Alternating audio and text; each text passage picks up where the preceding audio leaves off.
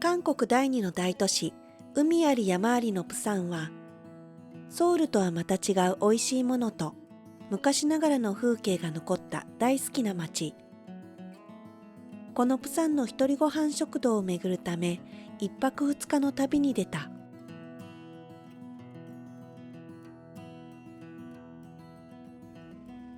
早朝6時、キンポ空港。今回は飛行機でプサンへ。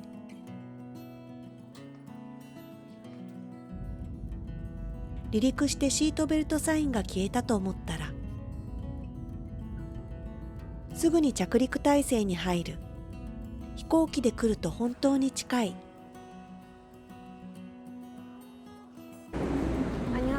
こんにちは。韓国在住ローカルグルメ YouTuber のカオです。今日私は飛行機でプサンに来ました。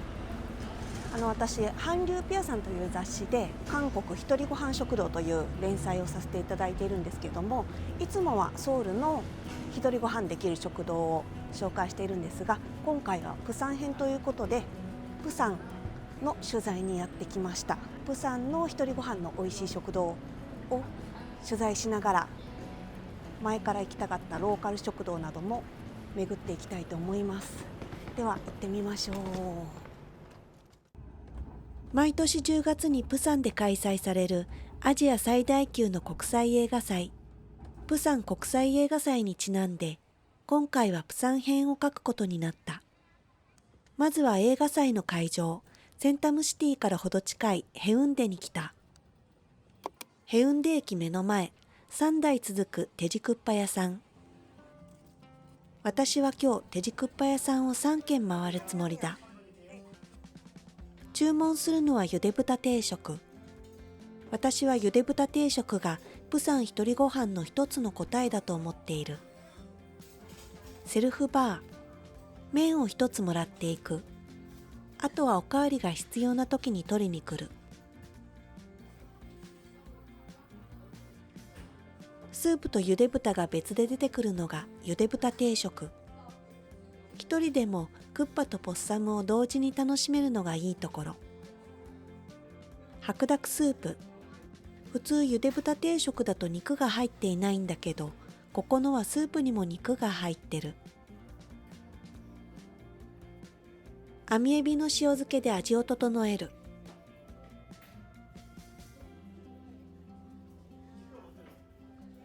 スープはあっさり軽く、柔らかいミルキーな後味が残る。ゆで豚も網エビの塩漬けで、脂身がとろっと柔らかい。肉が汁に浸かって温められているので、最後まで温かくしっとりとした肉を食べられる。プサンではニラをよく使う。ニラ好きだからそれも嬉しい。ゆで豚があるのに汁にも肉が入ってるって太っ腹。ゆで豚定食は忙しい。ゆで豚の楽しみ方がいろいろあるから。肉だけ食べてもいいし、キムチと食べても美味しいし。サンチュがついている場合はポッサムみたいに包んで食べて。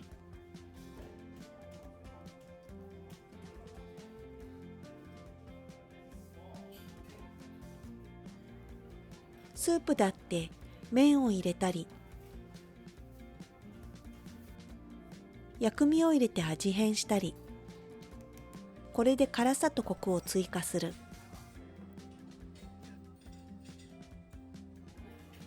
ピリ辛でまろやか。クッパだからご飯も入れなくちゃ。ご飯と麺と肉とニラと一緒くたでわけわからないんだけど、これがまた美味しい。おまけに肉が使っていた汁はニンニクたっぷりで、ここにご飯を入れて食べるのも最高。単品料理になりがちな一人ご飯がゆで豚定食だとこんなに楽しめる。それが私が一人ご飯にゆで豚定食を推す理由だ。今回の3軒の中ではここが一番組み合わせを楽しめる店だった。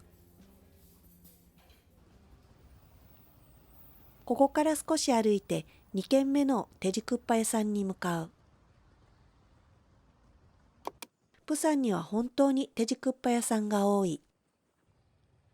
2軒目は昔ながらの姿で続けている老舗食堂。もうこの入り口の雰囲気だけで好き。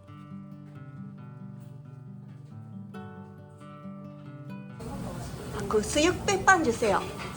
で、ゆで豚定食は略してスベクというらしい。かっこいい、覚えておこう。年季の入ったアルミの丸ボンもポイント高い。2軒目のゆで豚定食は絵的に完璧だ。透き通ったスープに刻みネギ、薄切りのゆで豚、欠かせない付け合わせたち。1軒目とは全く違うスタイルのスープ。味を見てから、ニラ、網エビの塩漬けで、自分の気に入る塩加減にして、油や雑味を丁寧に取ったすっきりスープの中に、肉のうまみとほんの少しの油のコク、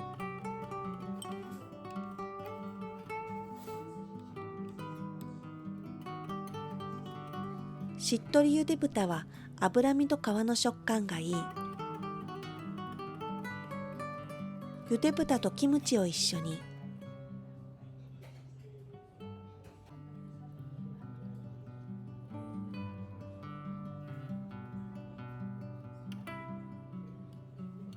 薬味、ご飯、そこにゆで豚と網エビ、幸せな一口。さらさらと胃袋に収まっていくあっさり澄んだ豚とニラのスープご飯。大げさな美味しさじゃない、でもちゃんと美味しい。現地の暮らしの中のテジクッパ。個人的には3軒の中で一番プサンを感じられて一番ときめく食堂だった。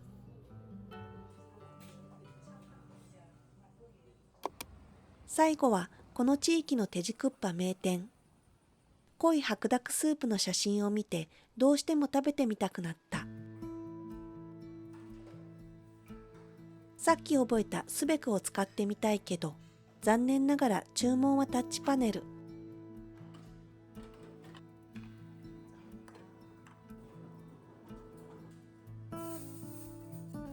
3軒目のゆで豚定食。スープは完全白濁スープ。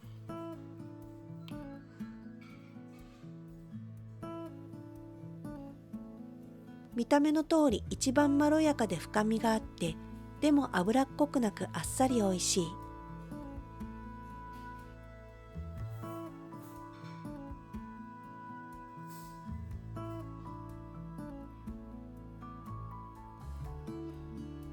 口に入れた瞬間、油の甘みが真っ先に感じられる。肉がおいしい。ニラと網エビの塩漬け。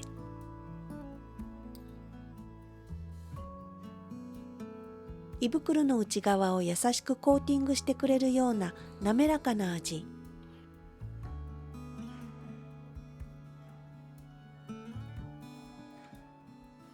キムチと食べても、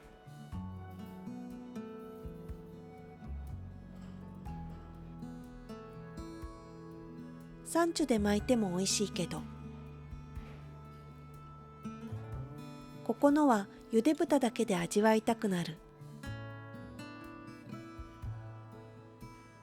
ご飯投入。しっかりコクがあって美味しい。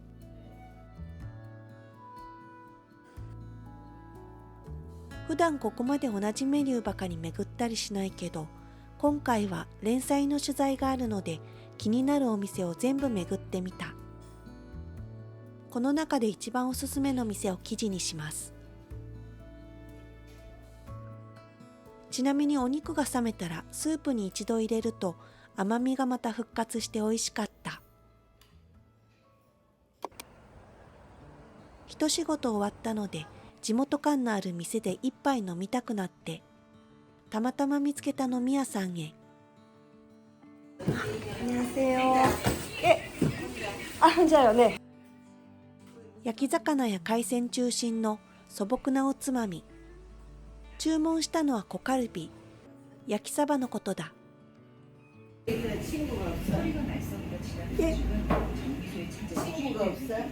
제가요? 네, 혼자 다녔어요? 네, 혼자 다니는 거 좋아해요. 네, 편해서, 네. 여기 몇 년 장사하셨어요? 지금 요 자리에서 요 위에서 네. 천막으로 진짜 천막 치고 네, 거의 수십 년夏の夕方に嬉しいひんやりおつまみ。しっかり冷えたビール。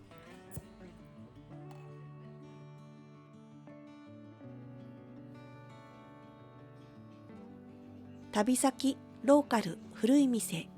この三拍子が揃うと同じビールもより美味しくなるから不思議だ。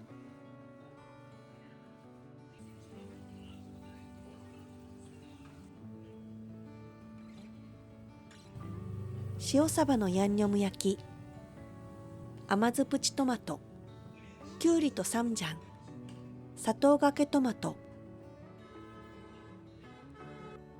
普段トマトに砂糖をかける習慣はないけど、甘みと汁気が強調されて果物みたいで美味しい。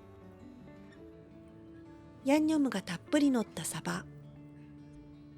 このヤンニョム、コチュジャンの甘辛さと生の玉ねぎが絶妙に調和して、コクがあるのに爽やか。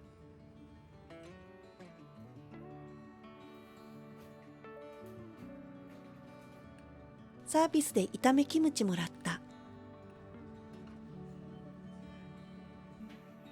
きゅうりにサムジャンってつまみ続けても罪悪感ゼロのすごい酒のあてだと思う。甘酸っぱい汁にしっかり使ってジューシー。サバがよく取れるプサンで焼きサバを小カルビと呼ぶのには諸説あるけれど、牛カルビが高価でなかなか食べられなかった時代にサバをカルビと呼んでごちそう気分になったとか、カルビのようにヤンニョム焼きをするからなどと言われている。この小カルビ、サバ自体は水分の抜けた少し硬い塩サバなんだけど、このヤンニョムがなんだか癖になる味で手が止まらない。食べ続けても胃腸に負担のかからない安心感もいい。ぬるい空気の漂う夕暮れ。ビールをちびちび飲みながら、20年ほど前のトレンディードラマをハルモニと見知らぬお客さんと一緒に眺める。それにしてもなんだろう、この中毒性。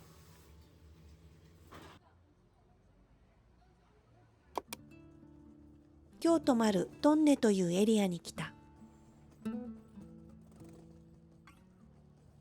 ここに来たのは名物のネギチヂミを食べたいのと、トンネシジャンの食堂に行きたいから。ネギチヂミが美味しそうな路地裏の店を訪ねたんだけど、海鮮ネギチヂミの美味しそうな店に閉店の1時間前に行ったんですが、もう終わったと言われました。そのためにここまで来たのに悲しい。ホテル到着。周りはモーテル街で、ここもモーテルを改装したミニホテルなんだけど、改装したてでとても綺麗。着いた、着きました。広くてすっきりしたお部屋。洗面所。すごい、浴槽まである。今日これで5万ウォン。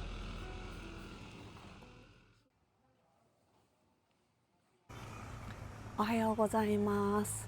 今私はプサンの北部のトンネというところにいるんですが、今からこの近くのトンネシジャンに朝ごはんを食べに行きます。朝鮮時代、釜山最大の五日市として栄え、250年の歴史があるトンネ市場。中に入って並んだ店の奥に進むと、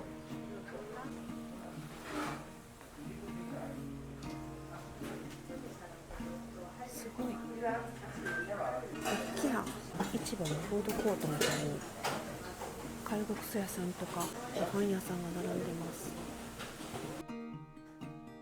延々と続くカウンターの上におかずが並んだご飯屋さんが多い。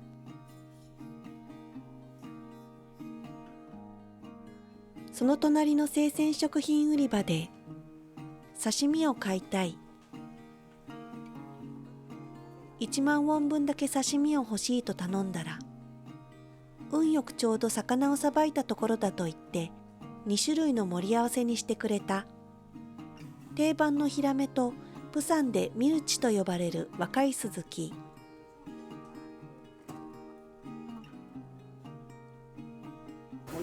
네、감사합니다。잘 먹겠습니다。さっきの食堂に持って行って食べる。안녕하세요。여기서 좀 같이 먹고 싶은데 괜찮을까요? 예. 食事8000ウォン、持ち込み代は5000ウォン。肉も持ち込めば焼いてくれるらしい。カウンターいっぱいに並んだおかずをこの皿に入れる。大根なます、唐辛子漬け、うずらの卵、なすあえ、わらび炒めに、キムチ、大根炒め、包む野菜も。すごすぎる。あとここにご飯とそれから焼き魚もつくそうです。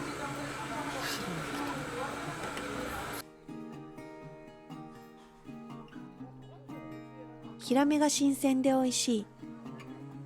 ご飯は白米と麦を選べて、私は半々にしてもらった。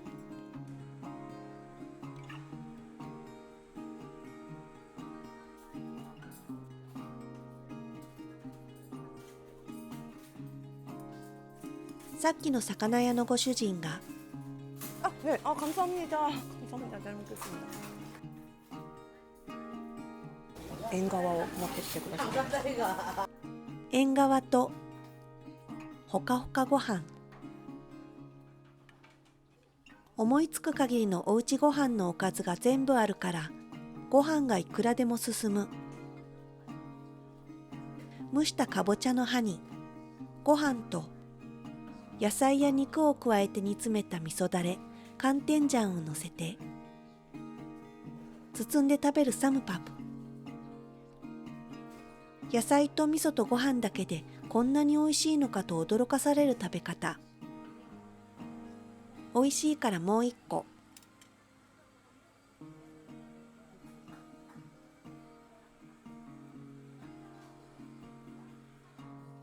釜山の定食屋さんで時々感じるのがおかずがしょっぱいということで、この店もおかずがしょっぱい。地域の特徴もあると思うし、並べている間の保存性を高めるためもあるかもしれない。でも野菜に巻いたりビビンパにして食べるので、個人の好みに合わせて調整できる。煮干しも菜っぱも一緒くたにぐつぐつ煮込んだ、うまみも味も濃い天醤スープ。すごく庶民的な美味しさで、ご飯を混ぜ込むぐらいがちょうどいい。これがここで働く人や地元の住民の胃袋を支えてきた味なんだろう。ご飯に刺身とニンニクちょっぴり乗せて、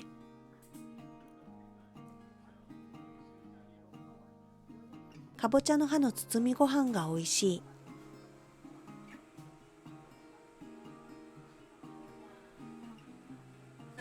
혹시 보리만 좀 더 주실 수 있나요? 조금만. 네, 감사합니다. これだけのナムルを前にビビンバしなくちゃ罰が当たる。混ぜるべし。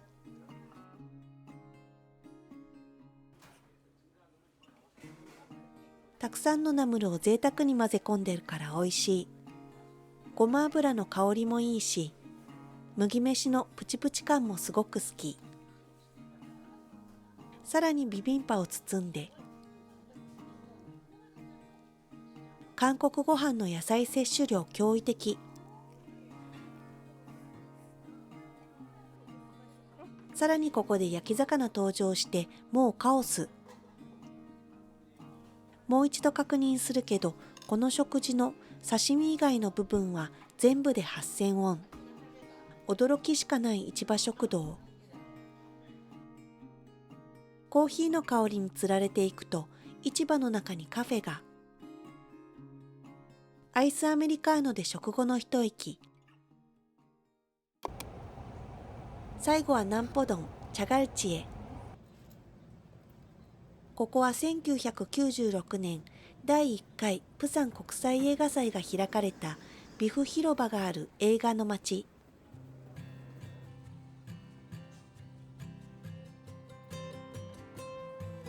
人参ジュース屋さんを見つけて猛烈に飲みたくなったので、アップルとビートとキャロットの ABC ジュースを買った。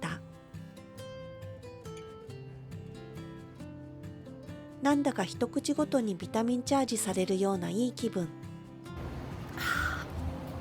体にしみる。チャガルチシジャンの方の牛ホルモン焼きがいっぱい集まった通りに向かう。今から私がプサンに来たら動画を撮る撮らないにかかわらず必ず行っているお店に行きます。아사장님 안녕하세요. 오랜만에 왔습니다. 항상 고마워요. ここはカウンターごとに店が違って、私がいつも食べるのは6号。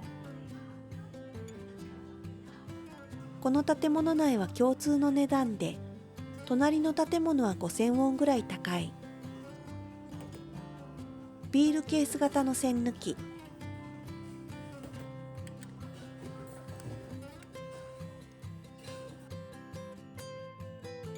もうこの雰囲気だけで一杯やれる。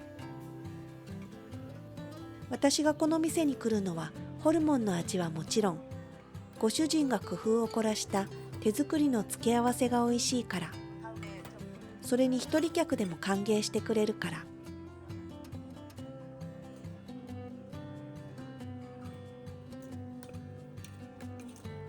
これは本当にプサンに来たら必ず食べたい。ホルモンは全部ご主人が焼いてくれる。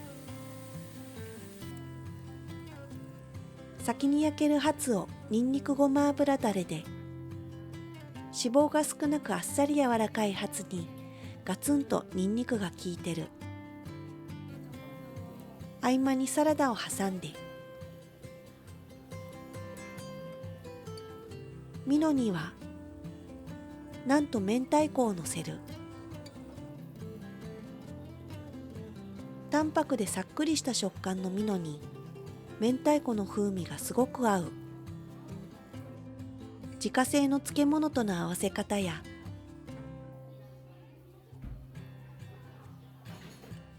野菜で巻いて食べる方法など、珍しくて美味しい食べ方をいろいろ教えてくれる。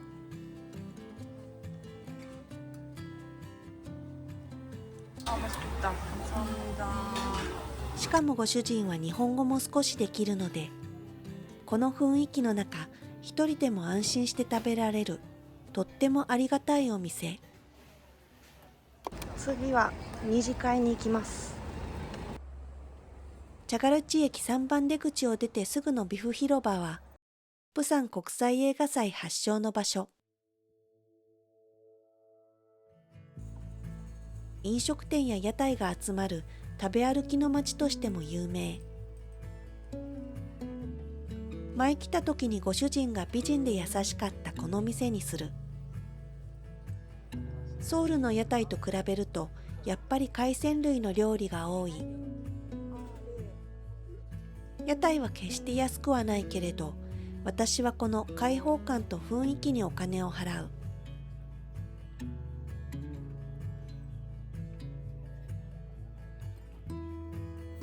注文したのは貝の蒸し焼き。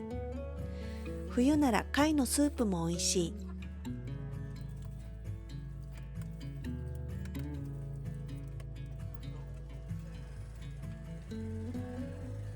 감사합니다.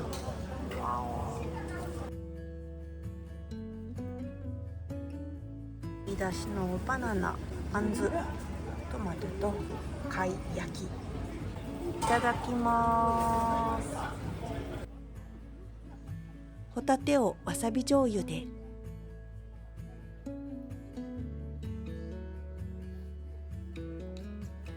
スコチュジャンで。